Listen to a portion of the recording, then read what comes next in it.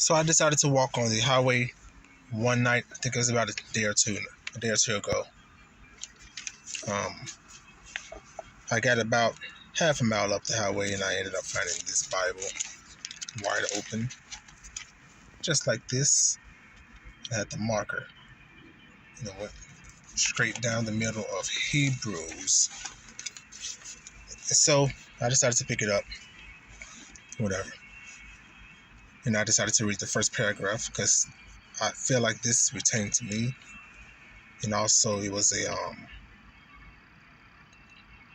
judgment or order, basically handed down by God. It was basically him talking to me, pretty much telling me to say this. So I read the first paragraph and it says, "We have received knowledge of the truth. There is no longer any sacrifice that will cover these sins. There is only the terrible exception of God's judgment in the raging fire that will consume his enemies."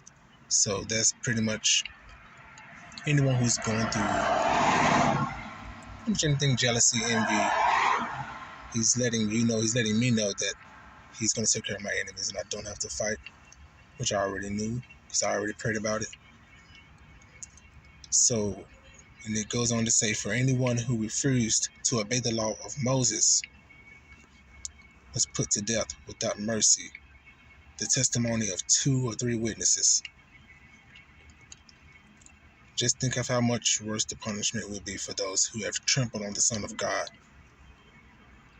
and have treated the blood of the covenant which made us holy as if it were common and unholy, and have insulted and disdained the Holy Spirit who brings God's mercy to us. For we know the one who said, "I will take revenge, I will pay them back." He also said, "The Lord will judge his own people." So, if you're like me, I've learned to not get affected by people, because people will be people regardless of any situation or any time. Even if it's the end times, they will always be people. So what I pretty much learned is to just hand it over to God, or whoever you worship, hand it over to your God. I hand it over to my God and I just let him take care of it here on out. And ever since I did that, I've gotten stronger mentally. And I've learned to control my anger. Don't let it get to me.